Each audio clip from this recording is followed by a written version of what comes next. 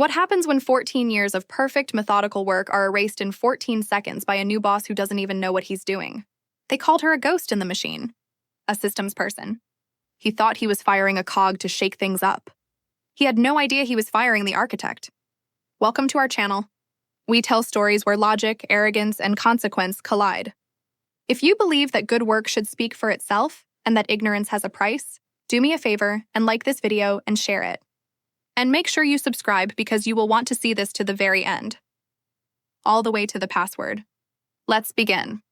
Before I was just Sarah, the ghost in the machine. 14 years. For 14 years, I was the invisible, methodical force that made the company run. I wasn't a people person. I'm a systems person. And my system, my life's work, was a 14-year-long string of perfect code nobody ever looked at. I was the sole architect of Prometheus, the company's entire custom logistics system. It wasn't just a program. It was the company's central nervous system. It was the brain that ensured every order shipped, every truck moved, and every single ledger balanced. My life was one of order. I live in a minimalist apartment. I drink my coffee black at precisely 7 a.m. I find a deep, quiet satisfaction in solving complex problems that most executives, don't even know exist. For 14 years, I never asked for a promotion. I never played office politics. I never missed a single deadline. I believed naively that my work was all that mattered. I believed that logic should always win. But when the new COO Vince fired me in front of everyone, he didn't see a ghost. He saw a target. It was a 9 a.m. all-hands meeting. The entire company, 150 people, all sipping stale coffee, all trapped in that cold, cavernous auditorium with its gray, muted carpets and flickering fluorescent lights. It was Vince's first big meeting since he'd been hired from the outside to shake things up. He was on stage, microphone in hand, prowling. Vince, he was all charisma and buzzwords. Synergy, right-sizing, lean. He wore expensive suits that always seemed a size too tight, and he had a voice that was too loud for any room. He was the kind of man who believed his top-tier MBA was a substitute for actual knowledge. The kind of man who believes his title COO makes him the smartest person in the room. He was loved by the board, of course. He flattered them endlessly. But he was feared by his subordinates, the people he bullied. He was there to make his mark. And I was to be the chisel. He projected a dashboard onto the main screen. One of my diagnostic dashboards. Last night, he boomed, his voice echoing unnaturally, we had a glitch. A dashboard, this one, showed incorrect numbers for 3 whole minutes. He let that hang in the air. 3 minutes. In a system that processes millions of transactions an hour. Then he searched the crowd. His eyes scanned the rows, looking for his target. Sarah, where is Sarah? Stand up. You could feel the air leave the room. 150 people, all turning, all looking. I was confused, but not scared, not yet. I stood up in the middle of the auditorium. Sarah, Vince said, pointing at me. That single accusatory finger. Was this your glitch? I stepped into the aisle. I'm not a people person, but I am a systems person. And my system was being slandered. My voice was calm, precise. Vince, that wasn't a glitch. I could see the flicker of annoyance in his eyes. I had broken his script. It was a planned diagnostic for the new server integration. I flagged it 2 weeks ago. It was resolved at 3:05 a.m. All systems are green. He's puffing his chest out. He thinks he's a lion. He doesn't even know what a log file is. He didn't check the server status. He didn't read my email from 2 weeks ago. He is an idiot. Vince laughed. A sharp barking sound that wasn't humor. It was aggression. Excuses, he boomed. This is the kind of lazy thinking we are eliminating. In my new system, we don't have glitches. We don't make excuses. He looked at the crowd, then back at me. A predator playing with his food. This is what I'm talking about. This is yesterday's thinking. He let the silence stretch, savoring his power. He was an actor, and this was his stage. He needed a sacrifice to show the tribe who was in charge. And we are done with yesterday. Sarah, you're fired. The room went silent. Not just quiet. The silence was absolute. I actually heard a lone fork drop somewhere in the back. The sound of metal hitting tile echoing in that vast, cold room. My colleagues, the people I had worked with for over a decade, just stared, frozen, paralyzed by fear. This was Vince's true goal. It wasn't about me. It was a power play designed to terrorize the rest of the staff into obedience. "Security," Vince called out. "Please escort her out." And that's when it happened. The shift. As the two guards approached, walking slowly down the aisle, a slow push-in on my face would have shown nothing. I didn't look angry. I didn't look sad. I looked bored. The humiliation was supposed to be absolute. This public execution, this violation of 14 years of perfect service, Vince had just shattered my core belief. Logic didn't win. Arrogance, ignorance, and charisma did. This was an offense against the natural order of my world.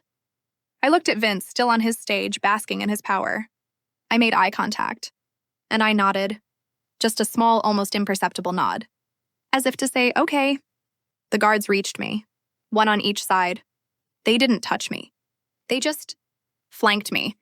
And as I was walked out of the building I had essentially built, carrying a small, pathetic cardboard box with a coffee mug and a desk plant, as 150 of my peers watched in total silence. I pulled out my personal phone. My fingers were steady. I have a habit of tapping my index finger against my thumb, as if running a mental checklist. I was doing it then. Checklist. I opened a simple terminal app. My fingers flew.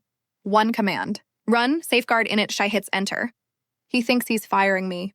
He has no idea he just approved my severance package. The safeguard. I built it 5 years ago. I built it after watching a different executive, another arrogant Vince type, nearly corrupt the entire database through sheer blustering incompetence. It's not a virus. It's not a dead man's switch. That would be messy, illogical. No, the safeguard is a handshake key protocol. It's an elegant surgical piece of code. When activated, the system doesn't crash. It doesn't burn. It doesn't explode. It simply stops. It stops processing all new data. The front end, the website, all the dashboards Vince loves so much, they all look perfectly fine. But in the background, in the machine's heart, nothing moves. No new orders are processed. No inventory is updated. No trucks are routed. The entire multi-million-dollar-a-day operation becomes a museum piece. A perfectly preserved corpse. The handshake key is now active, and the system will stop processing new data in 10 minutes, right when the European market opens. The walk through the lobby was surreal. The security guard at the front desk, a man I'd nodded to every morning for 14 years, wouldn't meet my eye. He took my keycard, slid it through the deactivation terminal, and slid the dead piece of plastic back to me. That was it. The moment of decision. I wasn't crying. I was calculating. I stood there for a moment. Conventional justice was not an option. Vince was the system. HR reported directly to him. The CEO? The CEO was the one who hired Vince to cut the fat. Who was I going to appeal to? I was an at-will employee. Vince's public execution wasn't a bug. It was a feature. A lawsuit? Wrongful termination? It would take years. It would be my word, the disgruntled employee, against a C-suite executive with a legion of corporate lawyers. They would bury me in legal fees. They would drag my name through the mud, painting me as incompetent. No. The corporate system, the human system, is flawed, emotional, and illogical. It failed me. So I will turn to my system. A system that is logical, pure, and answers only to me. I pushed open the glass doors and walked out into the bright sunlight. I walked across the street to a quiet, sunny cafe. Justice wouldn't come from a courtroom. It would come from a command line. 1 hour later, I'm at the cafe. I ordered a latte and a croissant. I opened my personal laptop, but not to work. I'm browsing Zillow. It's strange, the first thing you do with your new, unexpected freedom. I'm just looking at small houses with gardens, looking at possibilities. The action itself is a contrast to the chaos I know is just beginning to unfold across the street. Let's run the mental checklist. They'll notice by 10 a.m. That's when the first European orders fail to batch. The support desk in Berlin will be the first to panic. By 10:30 a.m., the London office will be screaming. The dashboards will all be green, but the numbers won't be moving. By 11 a.m., it will be blaming server lag. They'll be rebooting things. They'll check the network, the firewall, the ISP. They'll be doing everything except the one thing that works. By 1 RPM, the US market is in full swing and nothing has been processed for 3 hours. By 2 RPM, panic. Real panic. Not just IT, The VP's the logistics floor. The warehouse. By 4 p.m., Vince will be in a glass boardroom screaming at people who have no idea what's wrong. He'll be using his loud voice, his buzzwords. He'll be threatening jobs, and it will accomplish nothing. I never thought I'd actually have to use it. The Prometheus safeguard. I remember the day I built the first iteration. 5 years ago, I was in the main server room with my old boss, David. A good man. A competent man. He understood the system. He respected it. He was looking at the core architecture I had just finished mapping. Sarah, he said, this system is a masterpiece. But it's complex. What if someone stupid gets in charge one day? Someone who thinks reboot is a magic word? He was joking. I wasn't. I'd already seen it. An executive in marketing who, through sheer arrogance, had demanded and received database access he wasn't qualified for. He'd almost corrupted the entire customer ledger. I spent 72 hours straight, no sleep, painstakingly rebuilding the data from partial backups. So after David's joke, I went home. And I built it. A handshake key. A protocol buried so deep in the core, wrapped in so many layers of my own architecture, that no one but me would ever find it. It wasn't a weapon. It was a failsafe. It was the logical response to an illogical variable, human stupidity. The system wouldn't crash. It would just stop listening. It would wait. It would wait for me to enter the key to wake it up. I called it the Prometheus safeguard. Because Prometheus gave humanity fire, and I built the off switch, just in case they tried to burn the world down with it. I never thought I'd have to use it. But Vince is an illogical variable. My phone buzzes on the table. A single sharp vibration. I look down. The screen reads Vince. A faint smile. Right on time. 4:01 p.m. The workday is over. The panic has reached its absolute peak. The realization has finally dawned on them that this is not a glitch. The phone buzzes again. And again. And again. 10 more calls, one after another, fast, desperate. My old colleagues. The ones who watched me walk. My phone is exploding. I watch it buzz. I let the screen light up with his name over and over. This is control. He can yell, he can fire people, he can control org charts and budgets. But he is 100% dependent on a system he has never bothered to understand. He thinks the system serves him. He is about to learn that he serves the system. And I control the system. I sip my latte. It's lukewarm now. I press the silence button on the side of my phone. I open his contact. And I block his number. Let it go to voicemail. The first lesson is free. I am not your problem solver anymore. You are my problem. So he fired me. Just like that. In front of everyone. Vince, the new COO, the man of synergy and lean solutions, used me as a public sacrifice. He stood on his stage, and to quell his own deep-seated insecurity, he pointed at the one person in the building who had never played his game. He pointed at me, the architect, and called my work lazy thinking. He didn't just fire me. He insulted my logic, and that was the true crime. They finally realized it wasn't a glitch. After 2 days of chaos, after the stock was halted, after they'd rebooted every server in the building, they finally did something smart. They hired David Chen, and David read my work. He's an architect. He didn't just see a problem. He saw the art. He saw the safeguard. He saw the lock. And he told them the truth. He told Vince, you don't have a system problem. You have a Sarah problem. That felt correct. The assumption versus reality archetype playing out in real time. They assumed I was a cog. David confirmed I was the engine. My name was no longer that woman you fired. My name was the solution. But a cornered animal is dangerous. Vince wasn't just stupid. He was desperate. He played his last card. Not a technical one, he has none. A human system one. He had their lawyers send a cease and desist. He called me a terrorist. Me. After 14 years of perfect service. He tried to change the narrative, to paint himself as the victim and me as the disgruntled employee with a virus. It was a flawed, emotional, human move. And it was a fatal mistake.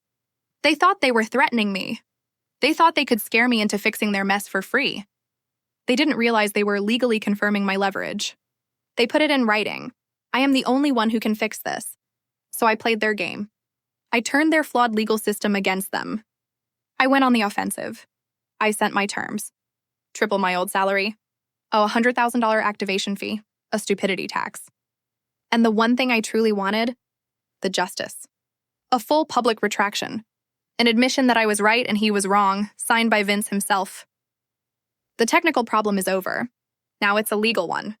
A game of chicken. They can either let their company continue to bleed millions of dollars a day, or they can sign the paper. They can sign their capitulation. I've built my final argument. I've set the parameters. Now, I just wait for them to run it. The wait was not long. In a logical system, there is no ambiguity. There is only input, processing, and output. Their company was losing, I calculated it, roughly $12 million an hour in suspended operations and market cap panic. My terms were a rounding error.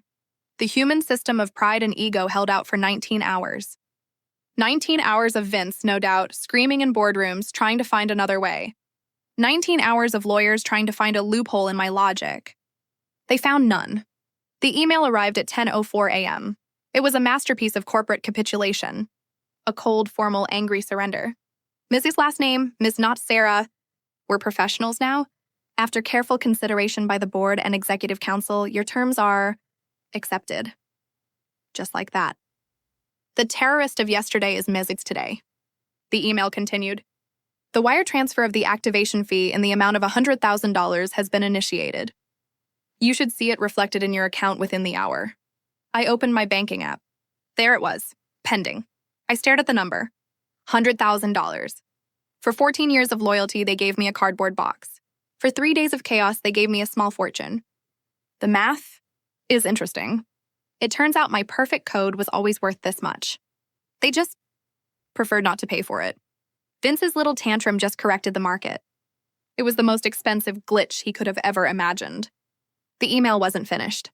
Attached, you will find the countersigned consulting agreement and the document you requested. We expect you to be available for an all-hands emergency video call at 2 p.m. today to resolve this matter. Attached. The document. I opened it. The retraction. My exact words. Management error. Non-malicious protocol. Regret the mischaracterization of Ms. Qatar's last name's actions. And there, at the bottom, his signature. Vince. He had signed his own humiliation. He had signed his own defeat. This was the justice. The $100,000 was just the penalty for being stupid. This was the receipt. And then the final line. We expect you to be available at 2 p.m. Even in their surrender, they try to exert control.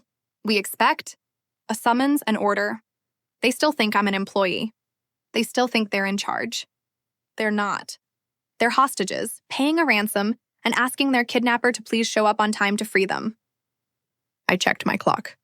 10:07 a.m., I had just under 4 hours. I closed my laptop. I went and made a cup of coffee. Black. I sat in my quiet, minimalist apartment, the one with the organized bookshelves and the healthy plants. I drank my coffee. I ran a mental checklist. I was calm. I was ready. At 1:59 p.m., I logged into the Zoom call. My camera was on. My lighting was good. Behind me, my bookshelf, orderly and precise. My world. I was a new variable in their equation. Their faces. Oh, their faces. They all looked like they hadn't slept in 3 days. Good. I saw the CEO. He looked gray. I saw the board members, their faces a mixture of confusion and anger. They were the ones who loved Vince's buzzwords. They were the ones who approved his hiring. This was their failure. And then I saw him. Vince. He wasn't in the big boardroom. He was in a small, dark office. He looked deflated. The lion was a wet cat. His expensive suit was wrinkled. His voice, the one that was too loud for any room, was silent. He just stared. He was a man who had been so blinded by his own authority that he couldn't see the mouse in front of him was actually the one holding the keys to his kingdom. He sees me now.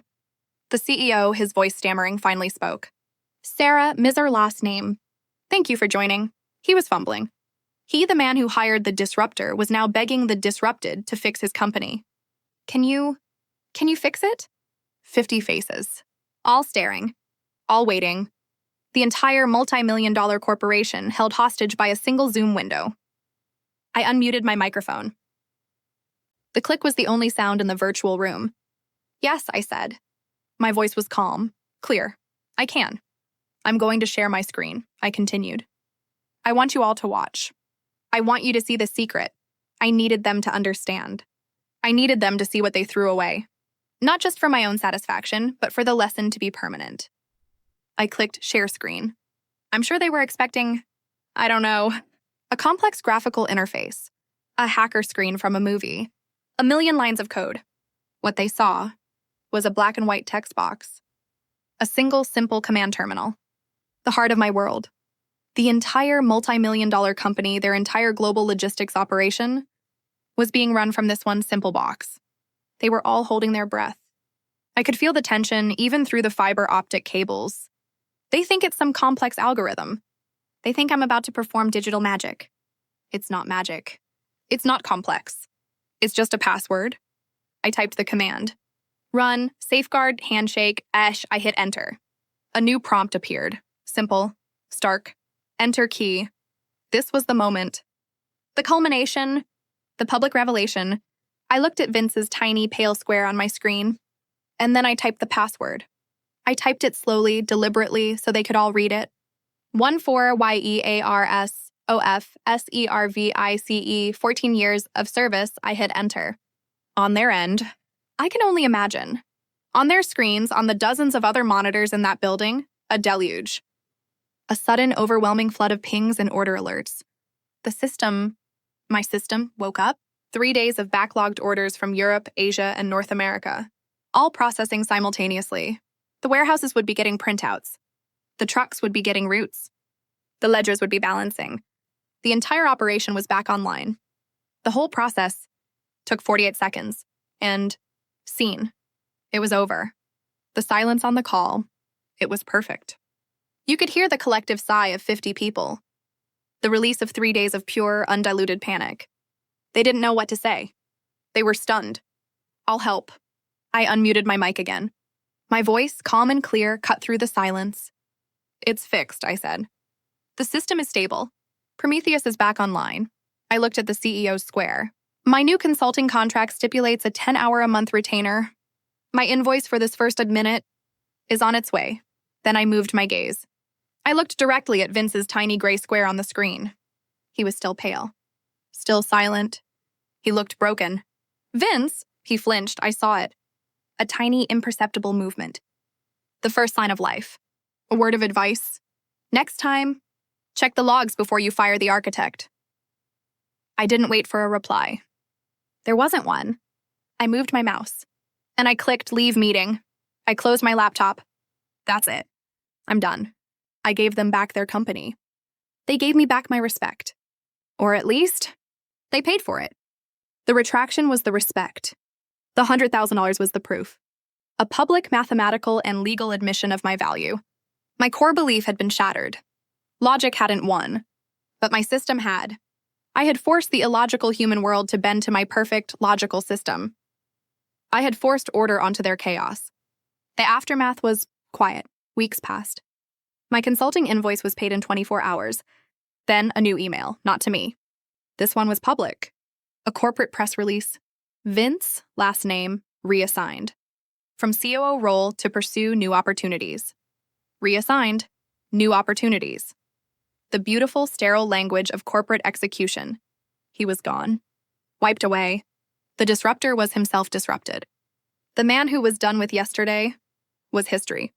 The company will survive. The system will run. It's built to. And me? I'm sitting on my couch deleting job offers. The story had gotten out. David Chen, I suspect, had been talking. The Sarah problem became the Sarah solution. And the solution just got 3 new offers this morning. From bigger companies. I'm not taking any of them, not yet. My phone rings. I look. It's David Chen. I smile. A real one this time. And I answer. Sarah, he says. His voice is warm, respectful. Heard you're a free agent. I've got a problem. At a new client. A real mess. I was hoping you could look at it. Vince is gone. The board learned its lesson. The company is stable. And me? I'm free. The ghost in the machine just proved she was the one haunting the house all along. The truth. My truth. was the only weapon I needed. The puzzle is finished. Every piece exactly where it belongs. He thought he was a lion making a kill. He had no idea he was a fool poking a hornet's nest. He thought he was removing a cog. He didn't realize he was removing the linchpin. So as his guards walked me out, I pulled out my phone. I ran a single command. Safeguard init.zh, my handshake key protocol. Not a bomb. A pause button. A clean, elegant surgical stop. While they were still clapping for their new alpha male, my system, was preparing to take a nap. And when I sat in that quiet cafe across the street, browsing Zillow and sipping a latte, the first European orders were beginning to pile up. By 4:00 p.m., the panic would be real. By 4:01 p.m., Vince was calling. I watched his name light up my screen. Over and over. And then I blocked his number. The first lesson was free. I am not your problem solver anymore. Now. The real education begins. They are still in the dark. They're in the denial phase. They think this is a glitch, a server issue. They have no idea that the machine is fine. It's just not listening to them. My absence is about to become a very tangible, very expensive, and very public force. Day 1, they're in the denial phase. I'm on a walk. The weather is beautiful. Clear, crisp. The kind of day that feels logical, orderly. Across town, in that glass and steel box, they are in hell. I can picture it perfectly. I know those server rooms. I know the IT staff. Right now, Mark, the junior sysadmin, he's probably rebooted the main order processing server. For the second time. He's a reboot guy. He thinks it's a magic word. He'll see the system come back up. All green lights. All healthy diagnostics, and nothing. No new orders will process. The queue will just sit there. Then he'll check the network, the firewall, the ISP. He's checking the plumbing because he thinks there's a leak. He doesn't understand. I've just turned off the water at the main. By noon, the customer service floor is in meltdown. I can hear the phones ringing. That incessant, panicked ringing. The reps, the ones who were too scared to even look at me when I was walked out, they're the front line. They're the ones taking the calls from Berlin, London, then New York. Where is my order? Why isn't my shipment routed? Your website is broken. But the website isn't broken. That's the beauty of it. It's a museum piece. You can look, but you can't touch. And then the real domino. 2:30 p.m., the stock ticker. The company's stock is experiencing technical difficulties. Trading is halted. Why? Because the quarterly projections, the logistics forecasts, the inventory numbers, they're all generated by Prometheus. And Prometheus has fallen silent. The market hates uncertainty. And I have just created the ultimate uncertainty. And Vince. Oh, Vince, he's in the big glass boardroom. The one reserved for important meetings. He's screaming at the head of IT, a man named Greg. Greg is a good man, but he's a manager. He manages people. He doesn't understand architecture. Not my architecture. Vince is yelling. He's demanding solutions. He's threatening. He's right-sizing and synergizing all over the room. And it's all just noise. He's a gorilla beating his chest at a steel vault. He has no key. He doesn't even know there's a lock. They are doing everything, except the one thing that works. They are looking for something that is broken. They haven't yet realized they need to look for me. Day 2, I'm at home. I'm working on a 2,000-piece puzzle. It's a fractal. Complex but logical. Every piece has one and only one place to go. I find it soothing. They are past denial. They are now in the desperation phase. Vince, disheveled, panicked, and out of his depth, has finally done the only smart thing he's capable of. He's admitted he's stupid. He's authorized the budget to hire an expert. A real expert. They brought in David Chen. David Chen, smart. He's the only other person on Earth I'd trust to even look at my code. He's a legend. A true systems architect. He's also charging them $2,000 an hour. Vince is hemorrhaging money to fix a problem he created for free. The irony is poetic. I place another puzzle piece. David won't do what the IT grunts did. He's not going to reboot anything. He's not going to check the firewall. He's going to read. He's going to open the core. He'll see the architecture. He'll see the elegance. He'll appreciate the 14 years of work that went into it. And then he'll see it. He'll see the safeguard wrapper. He'll see the handshake key protocol, dormant, waiting. He'll see the lock. He'll trace it back. He'll see it's not a bug. It's not a virus. It's not a crash. He'll see that it's not broken. It's waiting. He'll see that it was activated by a secure token. My token. At 9:15 a.m., right after I was escorted out, I can picture the scene. David on a Zoom call, looking tired. He's probably been at it all night. Vince, disheveled and desperate on the other end. Fix it. He's probably yelling. I don't care what it costs, just fix it. And David will just look at him. He'll look Vince dead in the eyes. And he'll say it. The system isn't broken. It's locked. Vince won't understand. Locked? So unlock it. Bypass it, hack it. And David will probably sigh. He'll try to explain. I can't bypass it. No one can. Not without destroying the entire database. It's elegant. It's been intentionally and elegantly paused. Whoever built this knew exactly what they were doing. You don't have a system problem, Vince. You have a Sarah problem. My phone lights up, a text. It's from an old colleague.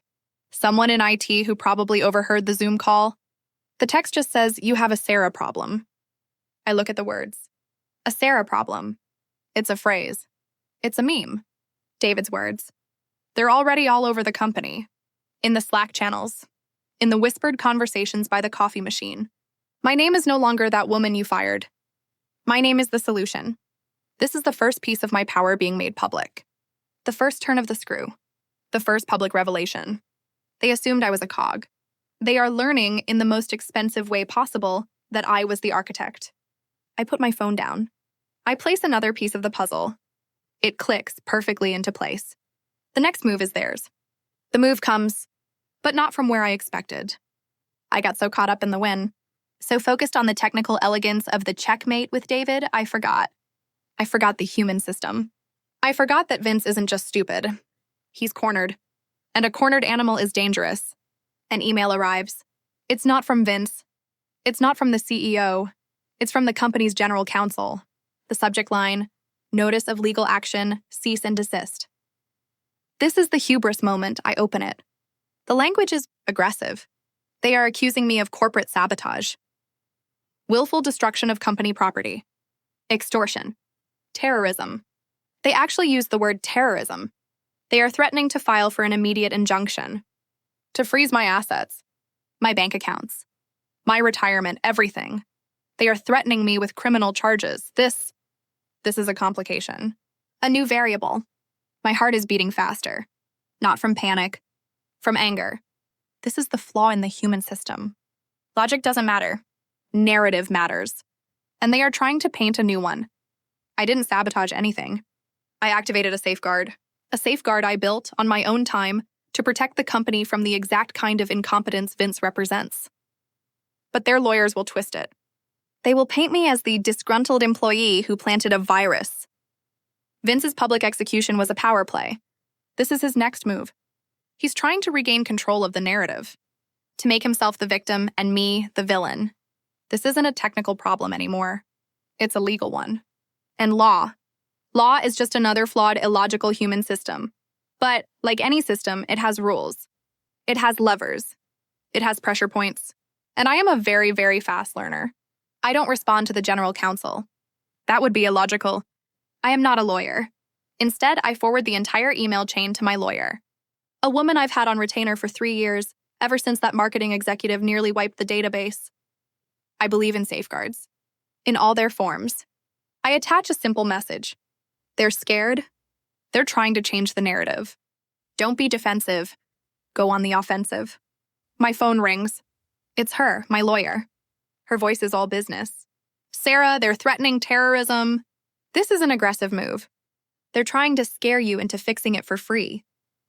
I'm calm. I'm tapping my index finger against my thumb. Running the checklist. They are, I say. But they also just admitted in a legal document that I am the only one who can fix it. They've legally confirmed my leverage. So, we are not going to be defensive. We are going to send them our terms. What are the terms? I lay them out. Clean, simple, logical. First, a new 1-year consulting contract. My services are not free. They are, in fact, extremely expensive. Second, the rate. Triple my old salary, effective immediately. Third, a one-time activation fee. For the inconvenience. Let's call it $100,000 paid up front, before I type a single character. My lawyer is quiet for a beat. That's aggressive, Sarah. They'll call it extortion. They already did, I reply. So let's give them a reason. And one more thing, the most important part. A full legal public retraction of the sabotage claim. It must state that the safeguard was a pre-existing, non-malicious protocol and that my termination was a management error. And it must be signed. By Vince himself. My lawyer finally speaks. The money is the penalty. The retraction, that's the justice. Exactly, I say. They will pay for their stupidity. They will pay in cash for the glitch Vince invented. And then they will sign a piece of paper that says, we were wrong and Sarah was right. They wanted to play a new game. Fine. This is how I play. Send it, I say. And I hang up. I go back to my puzzle. The chaos outside is no longer my concern. I have built my argument. I have set my terms. I have once again written the code. Now, I just have to wait for them to run it. The puzzle is finished. Every piece exactly where it belongs. In the end, the flawed, emotional human system was forced to bend to the logical one. Justice didn't come from a courtroom. It came from a command line. Thank you so much for watching. This story was a perfect example of what happens when arrogance meets architecture. What did you think of that final move? That password? 14 years of service? Let me know your honest reaction in the comments below. And if you found this resolution satisfying, please like the video. If you want more stories like this, where logic finds a way, make sure you subscribe and click the notification bell so you never miss an upload. Finally, the best way to support the channel is simply by sharing this video with someone you know who would appreciate this kind of methodical justice. Until next time, stay logical.